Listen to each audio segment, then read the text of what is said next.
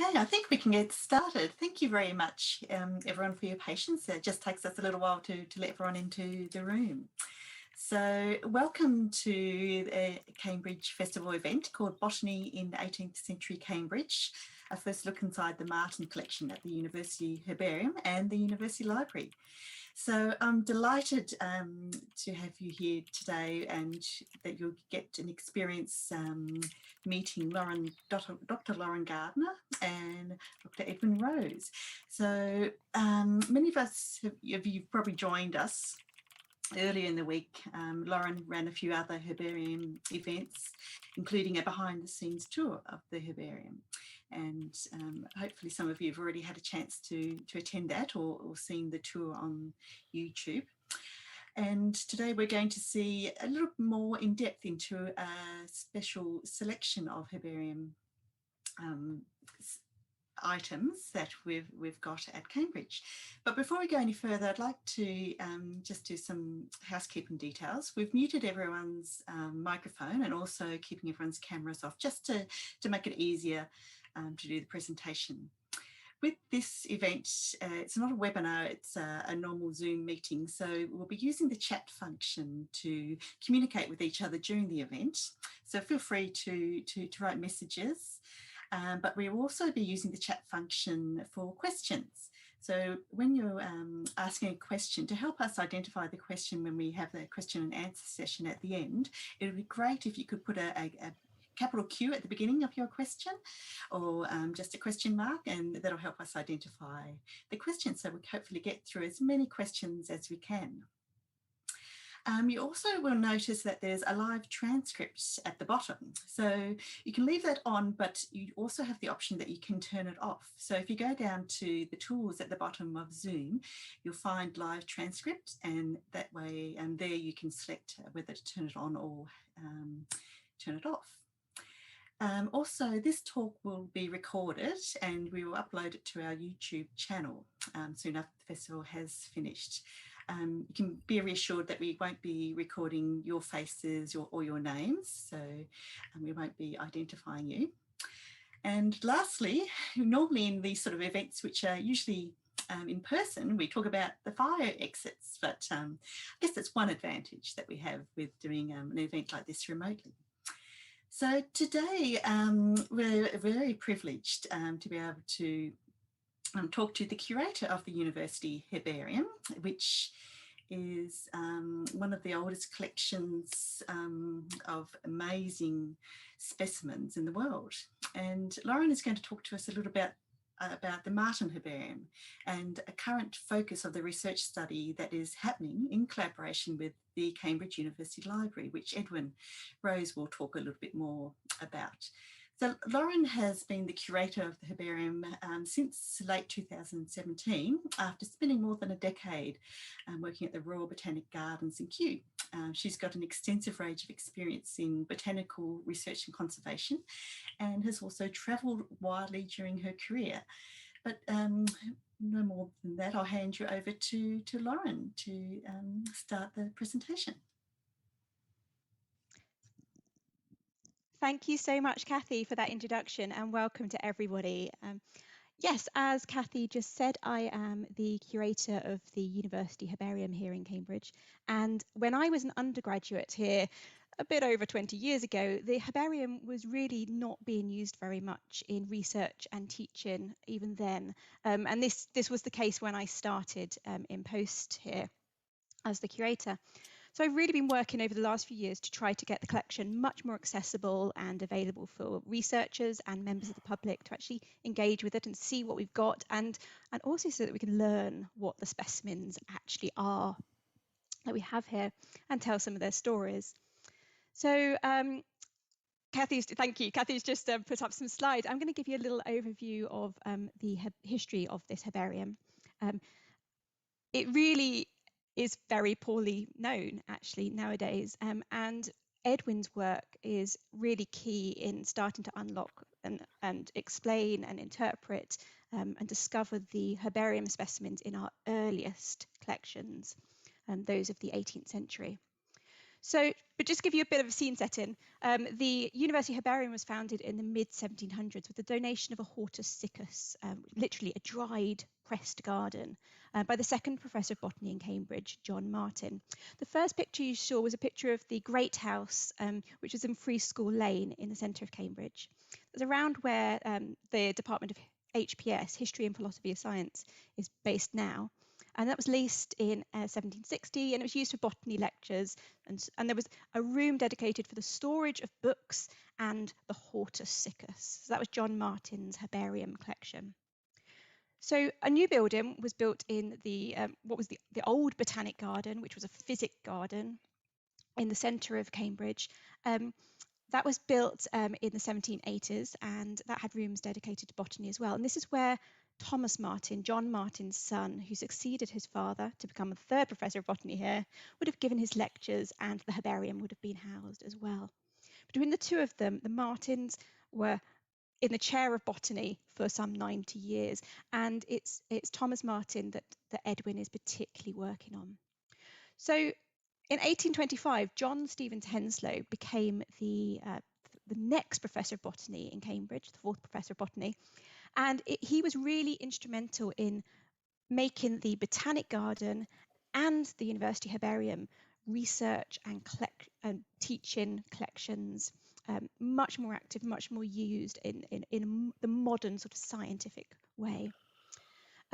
John Stevens Henslow, he restored and repaired what he could of what was left of the Martyn's herbarium, and that is pretty much what we have in that collection today. So we're going to show you some specimens of the collection. Those are the specimens that Henslow rescued, basically. Henslow added enormously to the collection and really made botany teaching really significant in Cambridge.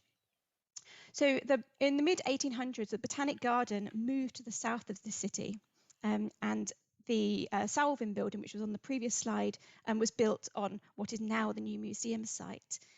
The really big move for the herbarium was in 1904, when botany moved across the road to what you can see in this picture, which for those of you who know Cambridge is on Downing site, and that is the Botany School. That is now known as the Department of Plant Sciences. But there's a large room in there which is dedicated to the University Herbarium, and the next few slides have got some lovely pictures of the old herbarium which was in the Botany School. When I was a student, this is where the herbarium was based, and we had these wooden cabinets and parquet flooring stuffed full of extraordinary specimens.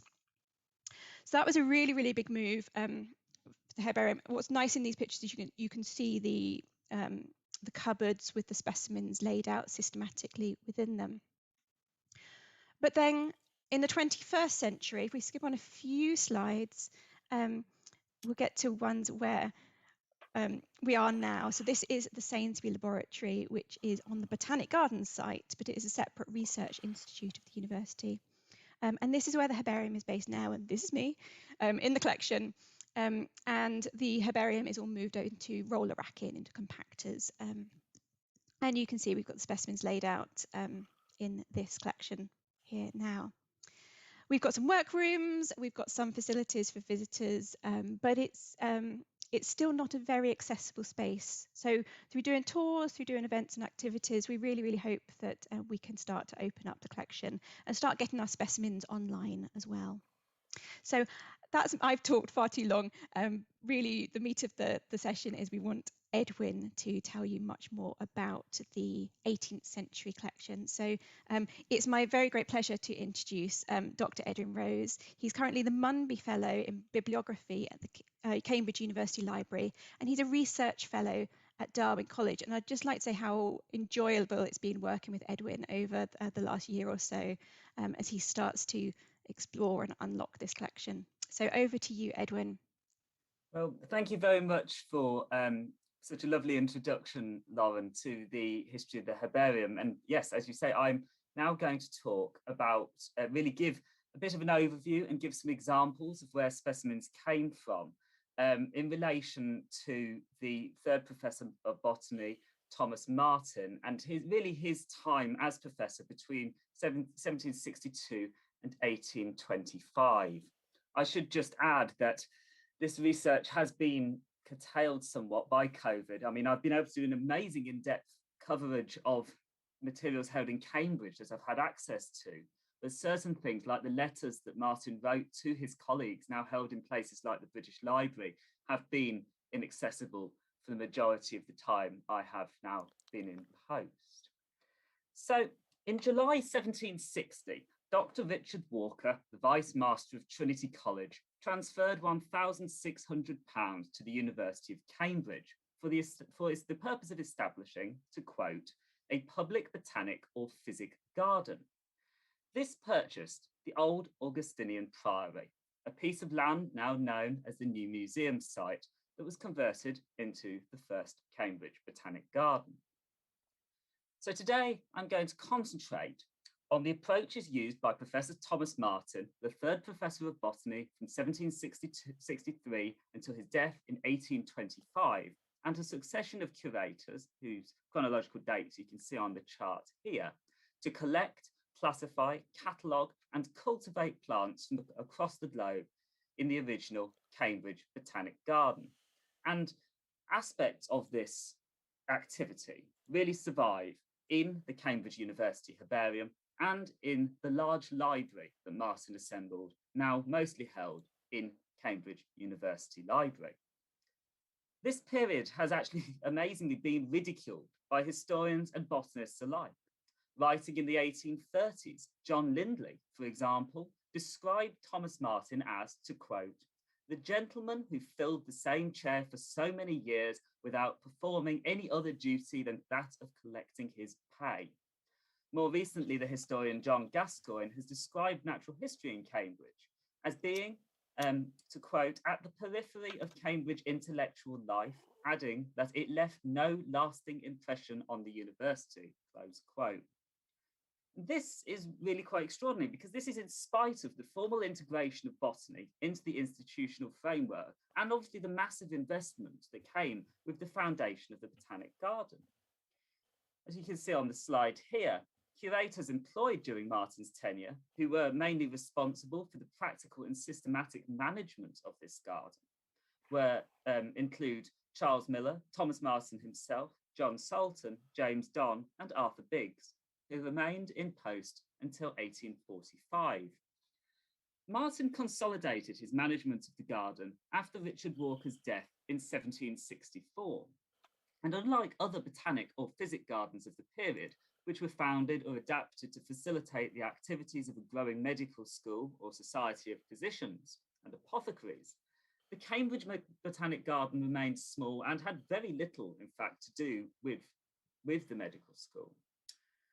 Rather, as Martyn stated in an outline to his lectures, the Cambridge Garden was developed in according to his interests in exploring, describing, and inventorying a global variety of species.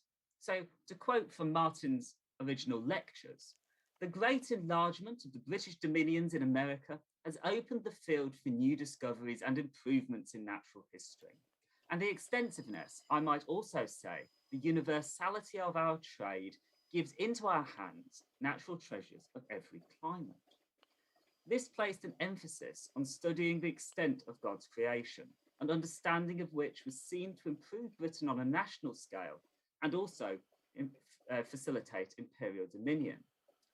To achieve this aim, Martyn and his curators developed a comprehensive botanical library and a global network to gather specimens for their botanical museum. So during the 1760s, a main task of Martyn and Charles Miller, the first curator, was to design and plant the new garden. This was described by Martyn in the official minutes for the garden in 1768, in which he stipulated that, to quote, the garden should be ordered according to the system of Linnaeus, close quote.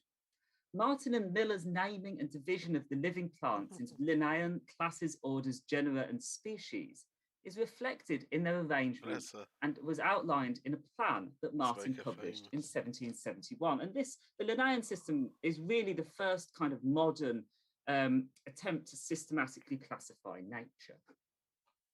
Plants were divided into groups according to the Linnaean hierarchy of classes, orders, genera, and species, although some species, such as those that required warmer conditions, were kept in the south-facing greenhouses. And the larger trees and shrubs surrounded the Linnaean beds, and this really copies the specifications that Linnaeus himself, a Swedish botanist, laid out in Philosophia Botanica and Hortus Upsalienses, two books he published, or both written in Latin. As you can see here, this is the design of the garden that Linnaeus designed in Uppsala, which in Sweden. The prints that you can actually see here are really quite incredible. I actually came across them in the university library a couple of weeks ago, and they actually come from the collection of Edward Daniel Clarke, a contemporary of Martyn's and professor of mineralogy at Cambridge, who, as you can see, according to his notes in the front here, collected them as he travelled across Scandinavia, Russia, and the Near East between 1799 and 1803. The Linnaean arrangement of the Cambridge Botanic Garden at the time of its foundation makes it the first institution of its kind to be founded according to the core principles of Linnaeus, of the Linnaean system in Britain. Although there were earlier botanic gardens, most notably the Chelsea Physic Garden in London and the botanic gardens kept by Oxford and Edinburgh universities, these were arranged according to the relations of various plants to medicine or earlier systems of classification.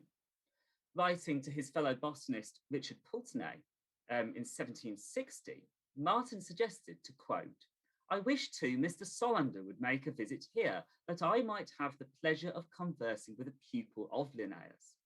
This was Daniel Sollander, who had been employed by the British Museum to reorganise the old natural history collection according to the Linnaean system, and it seems that he did visit Cambridge to advise on the establishment of the new garden. Attempts to emulate the designs of the Uppsala garden in Cambridge become evident from examining the general arrangement of the plants and buildings. For example, the greenhouses are situated at the far end of the garden. In the Cambridge garden, the greenhouses were placed alongside the back wall of the old mansion house, which was later Mortlock's and then Barclay's Bank, and is now the locality of Zizi's Pizza. You can see the greenhouses on the slide here. As can be seen in this view of the garden taken in 1815. The curator's house, that Lauren also mentioned, which was the former refectory of the old Augustinian priory, was located to the left of this image, just down here somewhere, perhaps even its chimney just there. And this was then converted into the Botanical Lecture Room and Museum. In the original statutes for the garden, to quote, "Large unfinished room above the stairs be made a library for books in botany and other sciences relating thereto, and a part thereof for the hortus siccus."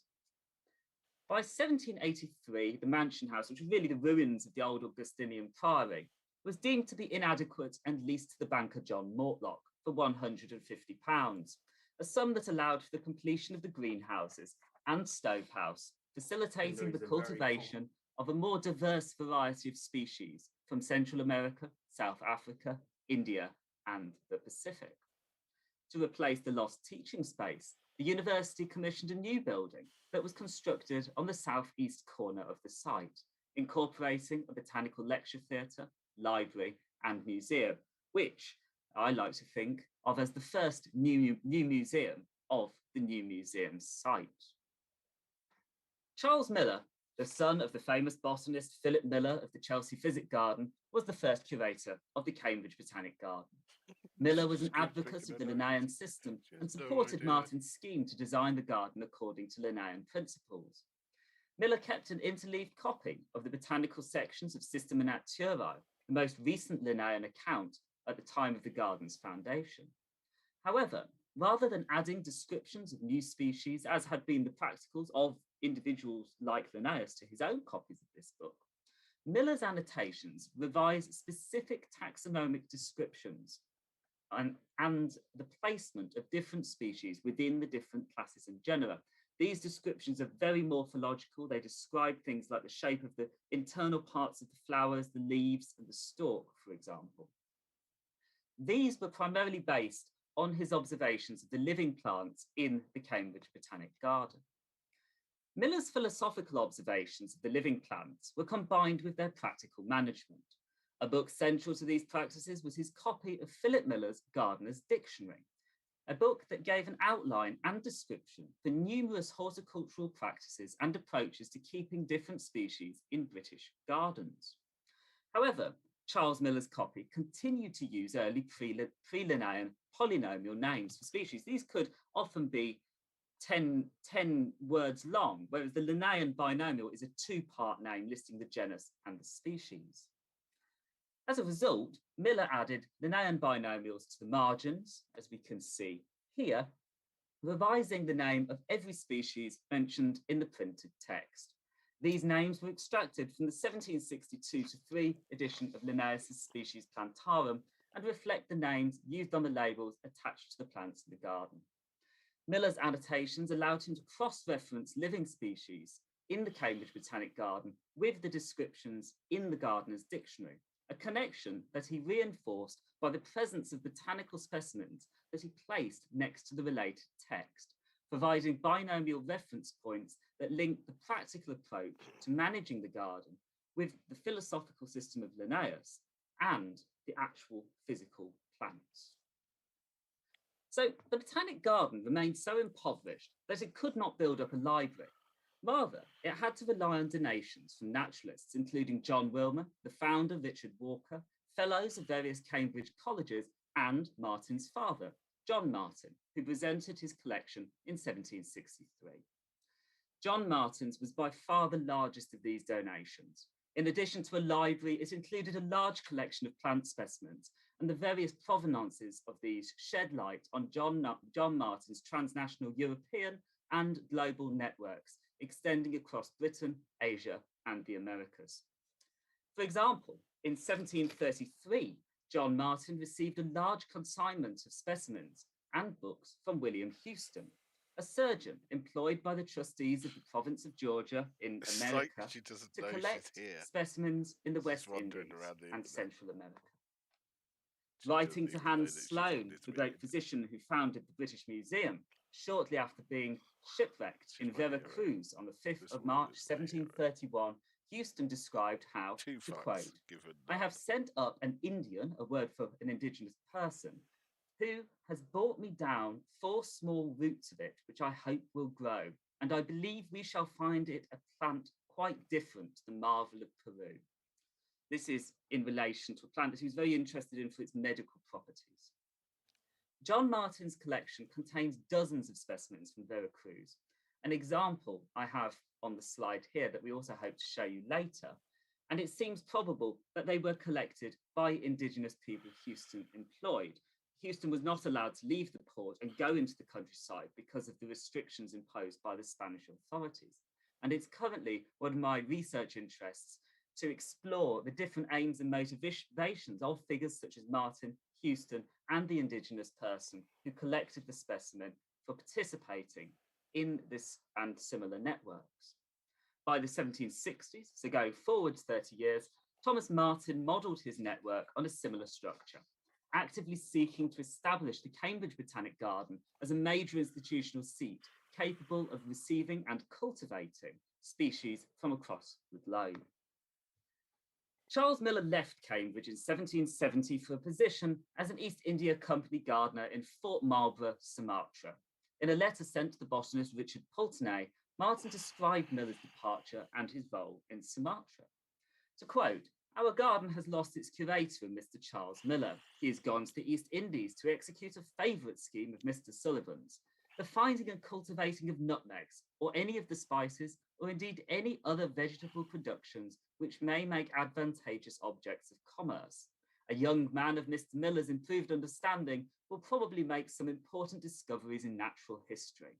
Thus I could not but rejoice on his account, as well as on the creditable manner in which my friend left England. Yet it left a considerable burden upon me." Miller's departure did, however, give Martyn another correspondent in a distant part of the world. Miller sent many long letters describing specimens and seeds he sent Martyn to grow in Cambridge. These were collected during considerable periods in which Miller lived with the Batak people while on expeditions travelling across northern Sumatra.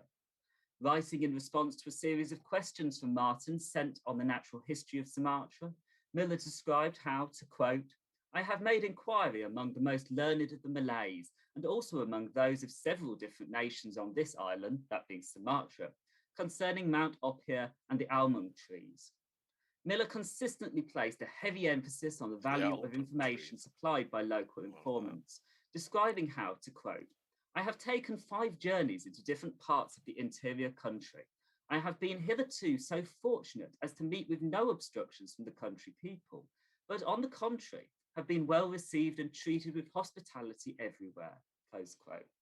The Batak actively assisted with Miller's botanical collecting, and he formulated Lanayan names, recorded phonetic transcriptions and indigenous terms and the uses for species, as can be seen on this slide here on some of the labels attached to some of the specimens that he sent to Martyn. This presented a direct line of communication between Cambridge and remote parts of the world, initiating the transfer of information between Martyn, Miller, and Batak societies in Sumatra. Martyn's network also extended through his connections with travellers who returned to Britain. Writing to Botany in 1772, Martyn described how, to quote, "Last week I had the pleasure of spending a morning with Mr. Banks and Dr. Sollander. You will easily imagine how delighted I was to turn over the 3,000 specimens of plants, 1,000 of them new species, and coloured drawings of 700, all elegantly and accurately done upon the spot, as were also very full descriptions. These gentlemen expect in less than a month to set out for the southern world with 3 ships, most royally equipped, and 4 draftsmen, 1 for views and figures, the celebrated Zafani, and 3 for natural history."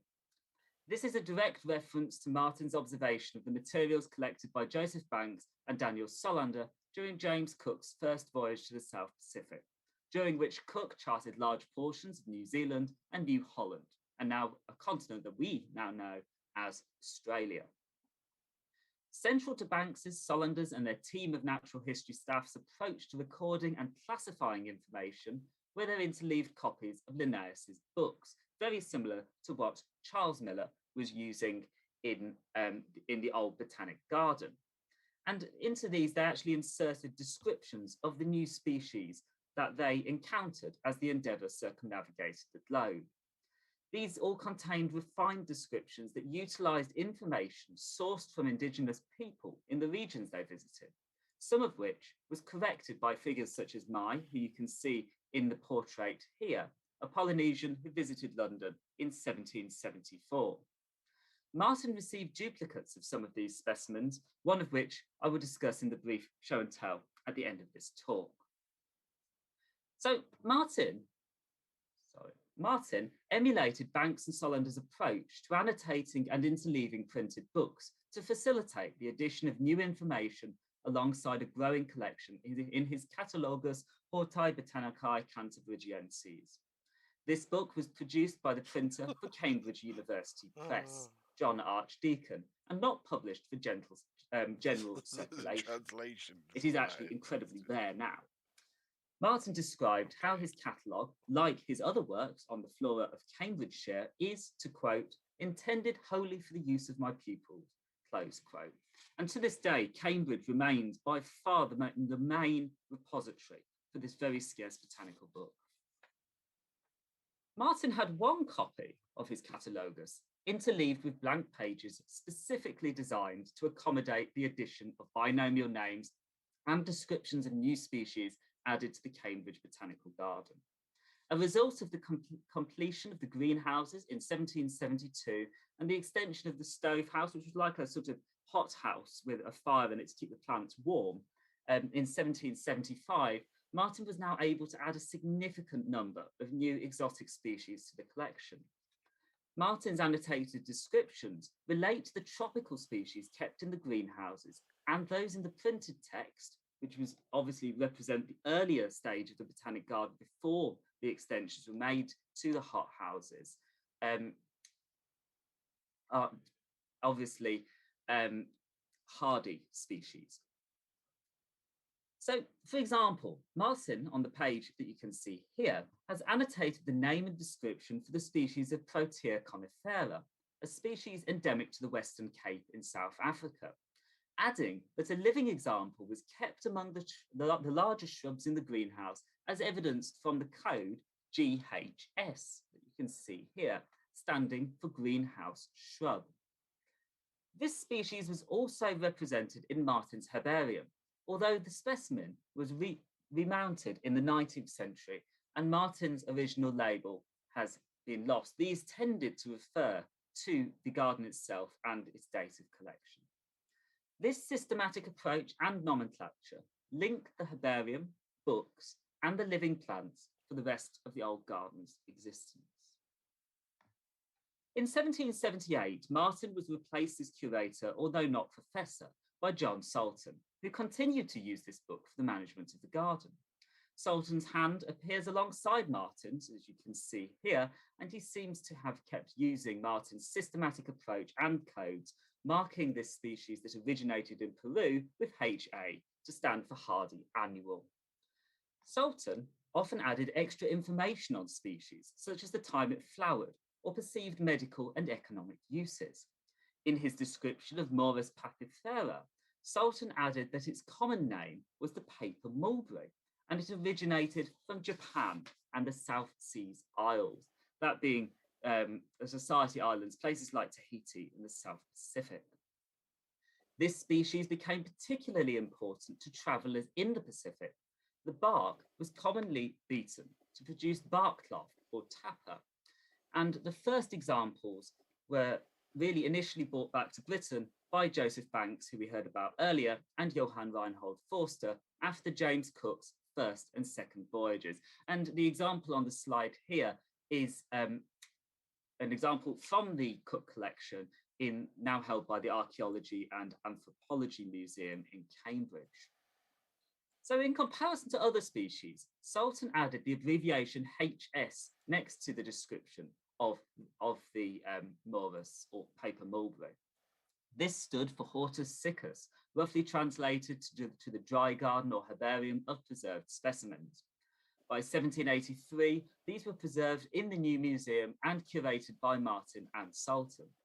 Martyn often gave tours of the collection, as evidenced by a university notice that he issued in 1781, in which he stated that, to quote, "Mr. Martyn usually spends the morning in the museum and will be ready to give any previous information to those who design to attend his lectures, as well as to exhibit the specimens of natural history which he has collected in Switzerland and Italy, both to his pupils and to such as have not the leisure to go through his course."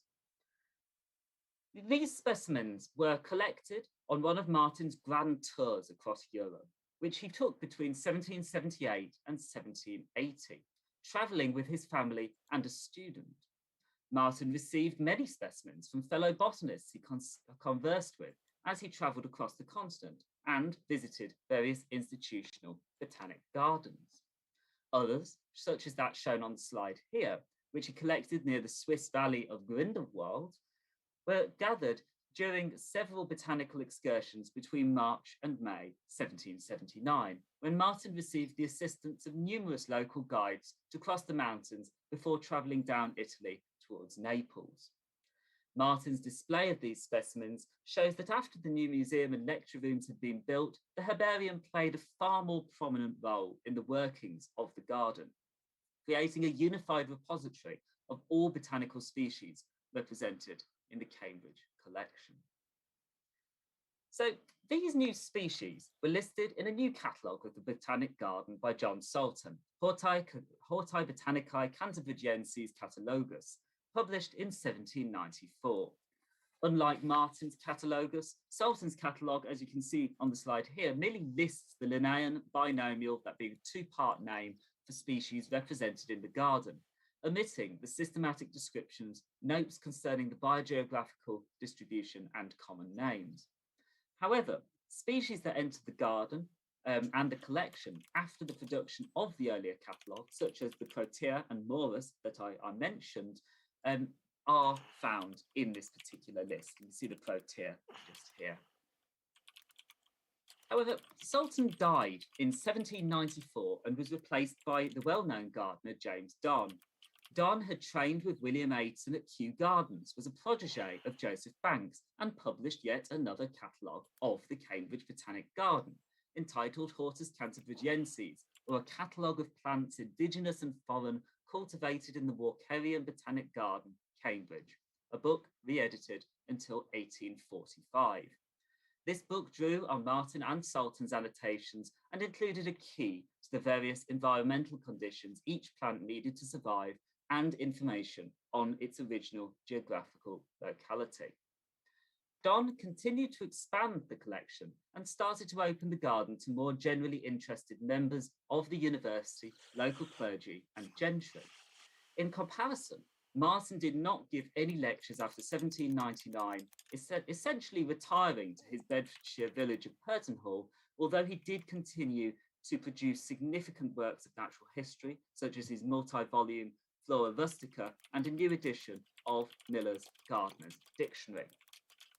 As a result, Sir James Edward Smith, who had purchased the Lanayan collections in 1784, the founder and first president of the Lanayan Society of London since 1788, formally applied for the botanical professorship in 1814. Prior to this, Smith had worked closely with Donne, as evidenced by Smith's extensive annotations in his copy of the 1804 edition of Hortus Cantabrigienses. And these mostly cross-reference species with illustrations in William Curtis's Botanical magazine. A result of Smith's nonconformist religious views, the university refused to appoint him to the professorship, causing a pamphlet war with Henry Monk, the Regius Professor of Greek. In the first pamphlet, Smith described how the events that transpired, to quote, involved the interests of science, of education, and of a great university, continuing to say that, to quote, a large and highly important public body likely implicated by the ignorant or inconsiderate in the conduct of a few of its ill-advised members. This episode is really representative of the conservative backlash after the French Revolution, and as a result, there was no active botanical teaching until after Martyn's death in 1825. Some botanical work was continued by James Donne and his successor Arthur Biggs, who maintained the garden and expanded the collection, taking deliveries of seeds from across Europe and the British Empire. New species entering the garden continue to be found in Martyn's correspondence. In 1821, he wrote to Smith describing, to quote, a box of specimens of plants from Van Diemen's Land, close quote. Smith received the specimens and the seeds were sent to Cambridge on the advice of Joseph Banks, who believed Kew already had examples of these species, really showing how Cambridge became a kind of clearinghouse for Kew gardens by the early 19th century.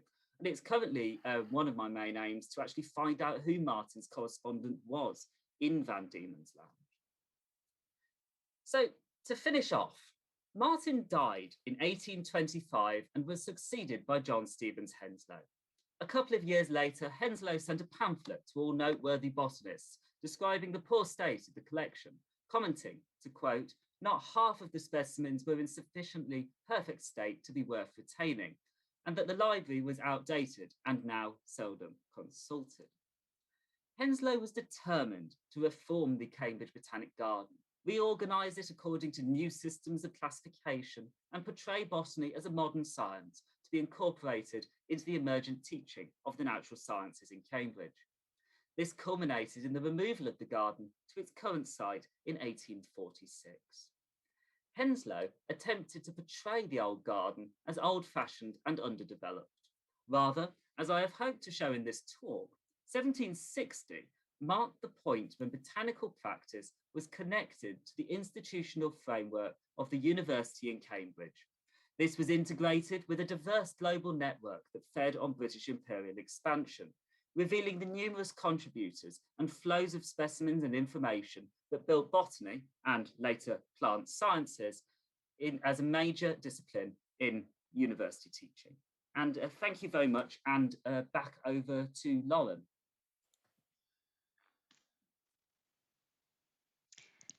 Thank you, Edwin. That was fantastic. I always love hearing Edwin talk about this collection. He can decipher the handwriting. He can make the connections between our collection and other collections far better than I.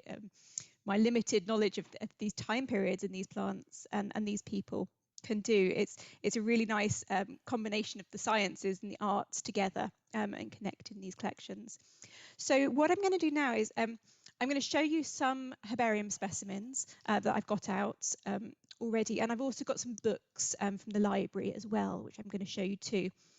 When we originally pitched this, we were hoping to have me and Edwin here together, and then somebody filming us, and we'd be having a conversation and looking at the specimens much more dynamically. Obviously, that's a bit more difficult at the moment. We're still not even really allowed to be in the same room very easily.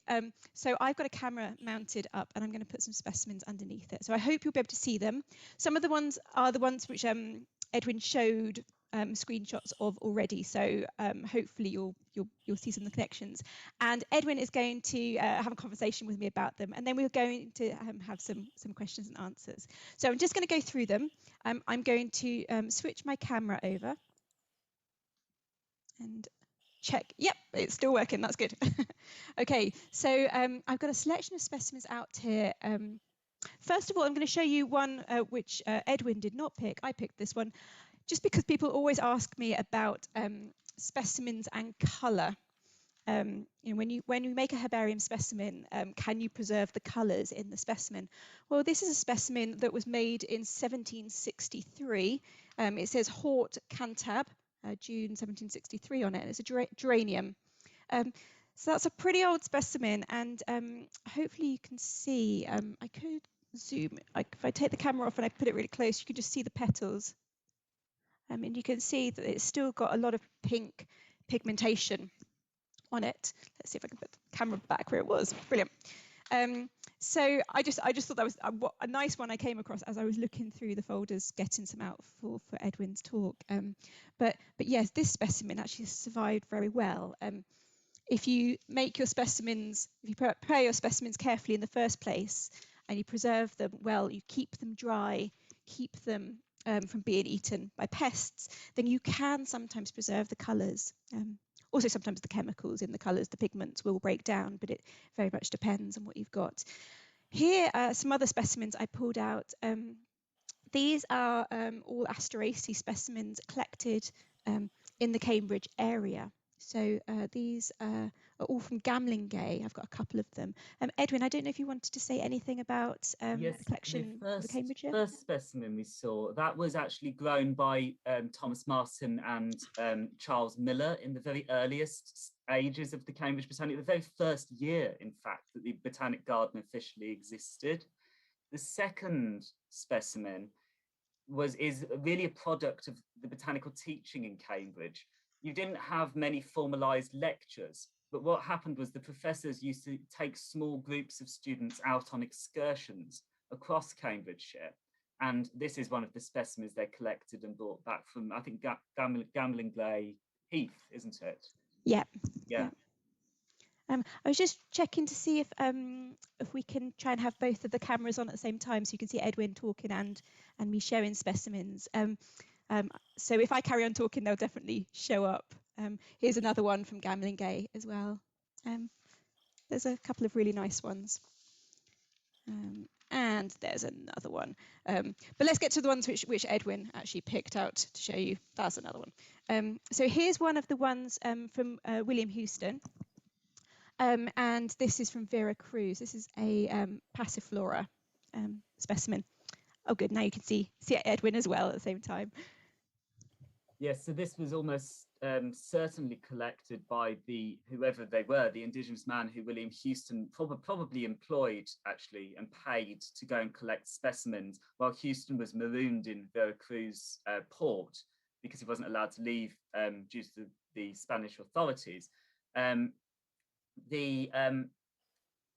Houston basically employed people to go into the provinces and collect botanical specimens for him. So this is a product of that collaboration, which was then communicated back to Martyn Philip Miller and Hans Sloane. Great. And then next up, we've got some of the Charles Miller specimens, which we think came from Sumatra. These ones have little tiny labels on them. I'll take the camera and I'll put it closer to this one, so maybe you can see that one. Might have to focus it a little bit more. There you are. You can see here we've got a label that says called by the natives. I think it's got a name, a local name. And then it talks about a decoction being used medicinally, and then it being grown by Dr. Fothergill. Yes, so John Fothergill was another one of Charles Miller's correspondents when he was in Sumatra, and again he owned a private botanic garden, which were relatively common in this time period with wealthy doctors and aristocrats. Fantastic. I should also say some of these, we don't actually know the names of the plants for sure. We've got some putative identifications on some of them. Sometimes the specimen, there's a label on it which we think is the original label, but sometimes we think the labels have been detached or moved around. And this is probably partly when John Stephen Henslow rescued this collection. He had to remount a lot of the material and put it onto new paper. So you've got a 300-year-old specimen that might be mounted on 200-year-old paper, and then the labels have been chopped and changed around, may have been lost or attached accidentally to the wrong one. So there's some detective work that's needed joining some of these up, and then also just botanically figuring out what some of these things are from the material themselves as well. Yeah. So here's another of the Charles Miller specimens. This is a Salacacea, and this one, the label says it bears what is called by the natives the Partridge Berry, which is bright red and the size of an English grape, which is quite a nice little description there. And I find it extraordinary. It's very rare to see descriptions, systematic descriptions attached to specimens themselves, which place such a heavy emphasis on the value of the knowledge basically given by the local people. Yeah, I think this is an area of the collection that hopefully we're going to do some more work on, and there's going to be an exhibition on sort of legacies of empire and colonial histories of some of our collections in Cambridge in a year or two's time, and these are some of those specimens that we're particularly interested in looking at in that context. Okay, so next we've got some of Thomas Martyn's specimens from continental Europe. Here's one of your Grindelwald specimens. I don't know if you want to say anything about that. It's got the date 1779, and it says close to the glacier. Yes, the thing with these ones, they're quite interesting. You see specimens, you can basically trace his journey throughout Europe by looking at the specimens. And you forget, it looks like he just went to the edge of the glacier on his own or something and picked one specimen. No, he wasn't on his own. He was accompanied by dozens, probably half a dozen different people carrying bags, people looking after the horses, his student, often his wife and his other members of his family. So it was really quite an expedition. It was almost like, it wasn't quite like the grand tours that we envisage from this period. It was that, went to go and look at ruins in Italy. It was very much a sort of botanical grand tour. Excellent. As well they should be. This is a lovely one. I really love this one. This is an Erythrodium, a little selection of them. Again, this is 1779, and these are collected from La Bâtie. Could you say yes, so that's just near the Swiss border. He took an excursion from Geneva to visit that town. I think he was marooned in Geneva for a couple of months due to the weather in the Alps, and he couldn't get across. I think we need some sort of online exhibition or article about a botanical grand tour of Thomas Martyn, maybe. And then here we have some specimens which are from the old Botanic Garden, the Hortus Cantabricensis, which was in the centre of Cambridge. Here's a Protea, a Leucodendron specimen. Yeah, this is I think the one I showed in the paper as well. Martyn's, this was obviously grown in the new greenhouse, probably by Martyn and James Dunn, I think. and it represents where the specimens were coming from. I'm not entirely sure of how this particular specimen got to Cambridge, and that's something to find out. But it's very interesting to see how they actually grew it. And then another one, this is Geranium again, 1764 on this one. And this is another one which is preserved rather nicely. You won't be able to see on the camera, but there's still a lot of detail, a lot of hairs on this.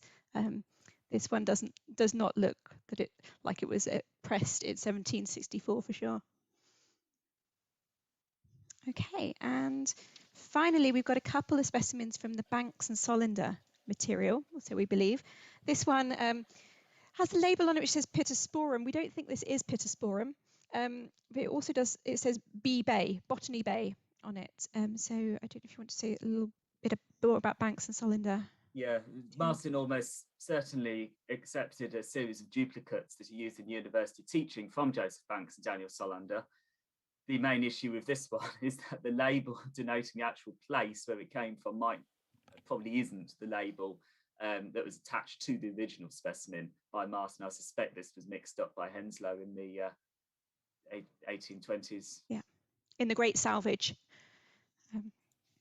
There are records in the taxonomic literature in botany saying that Cambridge received material from Banks and Sollander, but this is presumably the place where that material will be, but we don't actually know for sure. This one probably doesn't come out particularly well on the camera. It's when I found this, Edwin, it's a pretty tiny one, but this is a Senecio, a little tiny composite, but it's this is Joseph Banks' handwriting, isn't it? It is Joseph Banks' handwriting that basically corresponds with the manuscript descriptions of plants that he took on the Endeavour as it circumnavigated the globe. It's very typical of the specimens they collected in Tierra del Fuego, which is where this particular species came from. Banks himself describes them as being rubbish. Excellent. Marvellous. How rude. Right, I'm going to put these specimens to one side and I'm just going to show some of the books quickly. I'm conscious of the time. Yes. We can go on for a little bit longer after the session, maybe 5 or 10 minutes or so. So we apologise to people who don't manage to get their questions answered. But if I show you here, this is a copy of Philip Miller's Gardener's Dictionary we have here. You can just see the size. It was an extraordinary folio publication that went into many editions. It was incredibly popular with lots of people, not just in Cambridge, but you see them in America and other places as well, by being used by American gardens. And what year was it published, this one? Oh, I can't quite see. Oh, I'm terrible. Oh, I should have. There we are. 1730. Sorry. 1731, I think. Yeah, I think it. Yes. Yes. Sorry, I put you on the spot, and I'm terrible at deciphering old dates too. Right. So here we've got. Which order should we do these in? We've got a catalogue of plants. We've got we'll do the Martyn catalogue first, I think. The catalogue. No, that's done. Martyn is the one with. Or this one. Yeah, the marble paper on the sides. That one. Or the marbled one. Sorry, big one. Right. Okay. Anyway, so this is the book I talked a fair amount about, and this is a very special thing. This is Martyn's own catalogue, own copy of the Catalogus that he presented to the Botanic Garden for the use of the curator, as you can see inside the front cover here, and he's interleaved it and annotated it according to the new species he added to the Botanic Garden. And this is the one which has got that list at the beginning, which has got the key. And throughout, it shows the new species coming into the garden as his network expanded. I did put a couple of other bookmarks in some of them to show some other bits and bobs, but I think this one. So this is the same. This is the same, but this is Babington's copy with the portrait frontispiece of Walker, who founded the garden. And then this one also has some nice annotations in it. Yeah. Here, this is an annotation about belladonna, Atropa belladonna. don't know if that's going to show very well. I'm being careful because I don't want to split the spines or damage them at all. But that note down here at the bottom, and is that John Martyn's handwriting? No, this was actually purchased later. I think it came from Elmer Bourke Lambert. Okay. Another so this very one says famous botanist. It was purchased in the 19th century by the university. Got you. So this one says it's supposed to operate by infusion as a beauty wash by the Italian ladies. So you know the stories of Atropa belladonna dilating the pupils. It's nice to have that there. And here we've also got beautiful little annotations within the margins, and quite a few of these older books have these kinds of diagrams and annotations. There we've got just meant to be read. They were meant to be practical tools to be engaged with, i.e. as they made the garden. And here we have We've just done that one. Sorry, it's a little one. I put them back in the wrong order. Sorry, this one. Here we've got the Don's catalogue. Yeah, and that made many editions. It made John quite famous. And the nice thing about it is that it's Henslow's copy. Yes. So there you can see J.S. Henslow, 1800. And then you've got his book plate, Henslow's book plate inside. And yeah, lists of the plants with the various attributions. Okay, so I'm going to stop sharing that camera. Gosh, we've got lots of questions, and apologies that took a little bit longer than hoped. But shall we go through some of the questions? Those of you who have to go, we apologise, but maybe we could stay on a little bit longer. Is that okay? Yes, I'll be happy. Great. Thank you so much, Lauren and Edwin. That was fantastic. Really interesting, and I just think one of our participants, Christina, commented about that she's really looking forward to the stories that are coming out, which is, I think it's sort of the key to it, isn't it? It's all the different things, the stories behind every specimen. So we've got, some really lovely questions from people. I'll start with Richard. He thank you both for a wonderful presentation. And he says that material from Sumatra, it looks really interesting. And whether he returned any seeds that were successfully cultivated in Cambridge, and also if there's any evidence of how Thomas Martyn treated or valued or not the kinds of Indigenous knowledge that Miller or other correspondents communicated. Shall I go for that one? Yeah, I don't know the answer, so please do. Yes. To begin with, seeds that came from Sumatra, the answer is, right now, I'm not entirely sure. I have not found any references, and I suspect they might have been particularly difficult to grow because the stove house would have kept things at about 10 to 20 degrees in the winter, which still isn't hot enough for tropical plants used to 25 plus. So it might have been very difficult to grow, I think, some of these seeds. But certainly Martyn, I mean the good evidence for Martyn's how he valued Indigenous names is through the fact that he didn't throw away the labels, and they are still here. Martyn endlessly collected local names on his tour through Europe, and I think he recognised the importance of taking down local names really throughout his career. His father used to take down local names as well. Hans Sloane, who he knew as a child and visited Hans Sloane's collection as a child, used to place a fair amount of emphasis on the importance of local names. And I think Martyn, like many banks did this as well, saw the local term as a major route for developing a Latin binomial. Often the first part of the binomial was based on the genus, and that couldn't be changed. But the second part is very often arbitrary. And often in this period, botanists used to select a name that related somehow to either its physical appearance or how a plant was used. And that's why Martyn continued to value the Indigenous names, because they normally had an essential root in them as to how a plant was actually used. That's really interesting, and that kind of connects quite nicely with a lot of discussions that are going on now in botany, in natural history, about how we name new species or newly discovered and published to Western science and how we name things. You have an awful lot of specimens, plants which are named after a certain demographic of people who may have discovered them, but they've actually used extensively for a very long period of time and known by communities in other places. So that's quite a nice tie-in there. That's really interesting. Excellent.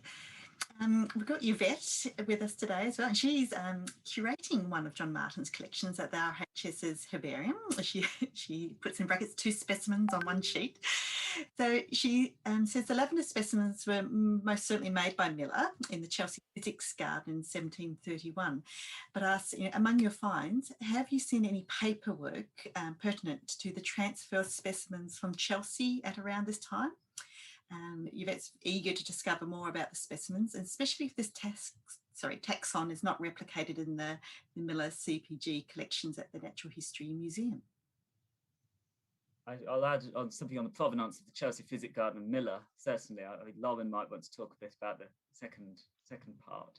There are hundreds of specimens exchanged between Miller and Martyn grown in the Chelsea Physics Garden in the collection. Is something I didn't really go into, mainly because I tried to concentrate on the later period. Basically, John Martyn lived opposite Miller in Chelsea, and they were good friends, which is how Thomas Martyn and Charles Miller also knew each other. They grew up with one another, and there was a massive exchange of material between Miller and John Martyn pretty much for the entirety of both of their careers. And there are lots and lots of specimens grown in Chelsea that are products of seeds sent by people like William Houston that have then been annotated by Miller and John Martyn in the Cambridge collection. That's great. That's great. And this happens today as well. Herbaria exchange material. We exchange specimens between different collections. Generally, specimens are made in duplicate sets. So one single plant collected at one single time, one single place. You make multiple specimens from that one collection, and you distribute them to different collections, and you see that in these historic specimens as well as modern day specimens. What's tricky with historic specimens often is that they didn't necessarily put all the information on the label with specimen on the sheet itself. Nowadays, we tend to try to make sure that information, or the key information at least, is on the specimen. So it's through work of researchers like Edwin, who can access the literature, the archives, the notebooks and diaries and travel plans of all these individuals. They can actually figure out which is which. So when, as a botanist, if I look at as a curator, if I look at a specimen and there's a very skimpy little note on it, sometimes not even that, it's not terribly useful for me. But actually having historians looking at the material and connecting them up and accessing the archives and the library materials, that's actually how we can retrieve that information and connect it up. It's hugely valuable. Fantastic. Sort of following on from that with collaboration, Christina asks whether there was any collaboration with the garden at Kew, and you mentioned that Don trained under Ayton. Did they continue to correspond and share specimens and information that you know of? Yes, I think Cambridge basically, in the earlier part of the 19th century, most of the specimens that Cambridge received were batches of new material that came into Kew. Plants were then cultivated in Kew and grown as seedlings and then sent up to Cambridge for Don to continue to grow. You can really see that sort of network coming through. And what you do see just before Henslow comes in is a distinct shift, especially after Martyn's partial retirement, in where the material is coming from, because normally it would have, in the earlier period, it came directly, usually from somebody out in, say, Sumatra or the West Indies to Martyn, who managed the correspondence network, and then to the curator, and then it was cultivated in the garden. When Martyn retired, it often came to Banks or William Ayton, who then corresponded with Don, and then it ended up in the garden. So it's a slightly different sort of hierarchical structure that you see at the end of the time. That's really interesting. And there, I mean, we've skimmed the surface. This is only a few of the connections. one of the collections that we haven't mentioned is Oxford's collections. We have lots of specimens which we find in the Martyn collection, which mention Delenius and Sherard, and the Sherardian garden. Really strong links with Oxford as well. Sibthorpe as well for the later period. There's several collected on Sibthorpe's Continental tour. Yeah, so joining these collections up is a really interesting, and literally connecting all those dots is going to be fascinating. I was also going to say this relationship with institutions like Kew in particular continued. And in the 19th century and into the 20th century, the connection between Kew's Herbarium and garden and Cambridge was still very strong. And there was some fantastic work done by Caroline Cornish, Felix Driver and Mark Nesbitt, Royal Holloway and Kew last few years, called the Mobile Museum project, which AHRC funded, and they found so many connections, and I think Cambridge came out really high up in the list of recipients and those exchanging material coming into Kew and then being sent out to other collections, including the Cambridge collection particularly. Really interesting stuff. Excellent. Thank you. Quite a few questions to get through, but try to get through a couple of extras that are specifically for Lauren. So Joe asks about the recolorizing of old photos or using AI, and whether there's any other way to run through the specimens to sort of find out what the colour was, I guess. I've just scrolled back and I can see the comment, a little bit mulch coloured. Yeah. If you're not a herbarium aficionado, yeah, sometimes some older specimens in particular can look a little bit sludgy. You gotta love them nonetheless. And when you come across the ones which are brightly coloured still, then it's quite rewarding. I don't know if people have done that. I'm sure some artists have done some of that kind of work, and I can imagine you get some really beautiful results from that. From a scientific perspective, it's not something we really necessarily do.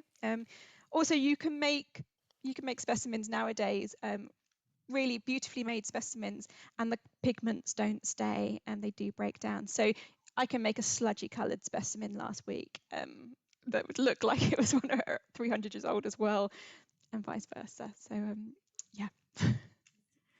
Sort of following on to that, you showed a few specimens that you weren't sure that were accurately named.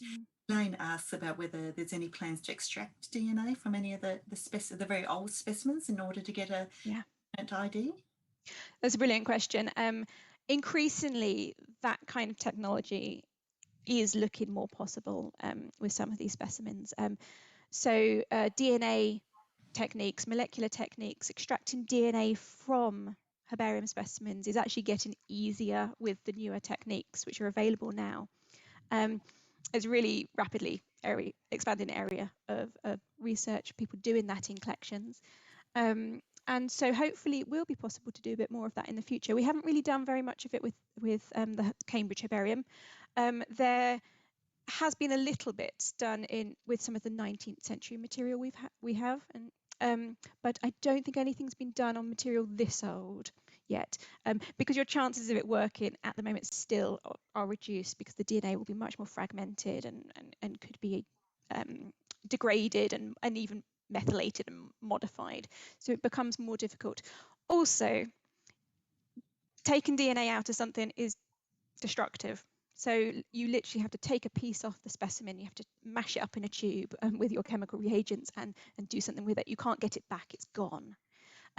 So making those decisions about what we destructively sample has to be taken on a very careful case-by-case basis. If you have one single flower on a specimen and your technique will need a flower to get a result, then it's unlikely it wouldn't be ethical to use that. We'd have to come up with some other approaches. But yeah, things like that are increasingly possible. We just haven't done any of it ourselves with this material. I'm going to sneak in a question from Stefan for you, Lauren. It's about orchids. Do you know if there's a species of orchid from Borneo? Or how do I find out more? Oh, I think I saw that one in the chat. I wasn't sure. Yes, yeah, Liparis. I wasn't sure if that was relating to the Martyn material. I don't know if we've got any Liparus specimens in the Martyn collection. I don't think so. I don't think I've spotted that. But there are lots and lots of resources online. I would direct people to resources like the World Checklist of vascular plants and plants of the world online. If you pop those into Google, you'll find them quite quickly. Those are Q-based resources. Other resources are available. The World Flora online. There's lots of resources online where you can find out about different plants and plant names and where they come from. So sorry, that's a very brief answer, but that's a whole field of for a whole lecture. And we've got a last question for Edwin. Nicole asks about the botanical garden in Padua, Italy. I don't know if I'm pronouncing that right. Was that Padua? Padua, yes. Yeah. How was it arranged at that time? If you know. Yeah, in many continental European, well, usually they were rearranged according to the Lanayan system much later than the foundation of the Cambridge Garden, usually 20 or 30 years after. At the time of the foundation of the Cambridge Garden in 1760, many European botanic gardens were arranged according to the practices used by the physicians in the medical schools, and the main taxonomic system that they would have used was the one developed by Joseph Piton de Tournefort, French naturalist, in around 1700. That was mainly based on the more general morphological characters of plants. The Lanayan system put a very specific emphasis on the physical parts of the flowers, whereas Tournefort took into account things like the shape of the roots, the stalk, the leaves, etc. Absolutely. Fantastic. We probably should wrap up there because we have gone on 15 minutes and we are starting to lose people. A lot of you have stayed on though. Thank you so much. I've popped in the chat a few links for people who want to find out more about the herbarium. As I say, I'm really trying to open the collection up, but it literally is just me here at the moment with some fantastic researchers like Edwin and collaborators, people like Kathy, Sabrina, who some of you will have seen in our events, which we did on Friday. Lots of friends and allies and volunteers, and I can't wait to have my volunteers back when the COVID situation allows us to.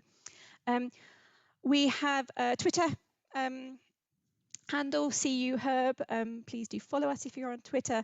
We now have a YouTube channel, so we're starting to put our videos and things up there, and I'm also collating playlists from other collections, friends and other research which is herbarium based around the world.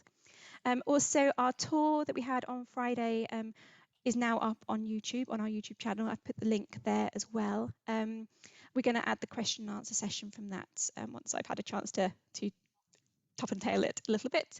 And we also have got some online transcription events. We are just starting to digitize our collections, get our collections available online for first time, to build a database and to make our collections much more accessible. So I'm just going to pop this in the chat as well. Be very handy because I noticed that Nicole and Veronica were good at translating the year. So excellent. So please do sign up. If you go to the Cambridge Festival website and you pop herbarium or plants in the search, you'll find all our events and links to them. And we'll be posting the links of when things go up, the recordings as well. So please do stay in contact. Okay, so you have anything else to add, Edwin? Final words or Kathy? No, well, thank you very much for coming and staying on the line for so long. And if you have any specific questions about Martyn, do feel free to email me. My email was on the slides, but it's edr24 then at cam.ac.uk, and I'll be happy to answer any more questions people might have. Great. I've just put your email in the chat, EDR24. Just check I've given people the right email. And thank you, Jackie, who says the transcription activity is really easy to do for anyone who'd like to give it a go. Yay, brilliant. The workshop for that I've just about sorted out, and I will hopefully upload that later this evening so people can watch back on the how-to demo as well. It's a bit waffly because people are asking questions at the same time. We're off on a few tangents, but I hope that's useful. Thank you ever so much for joining us today, and thank you for staying on so long. Really appreciate it.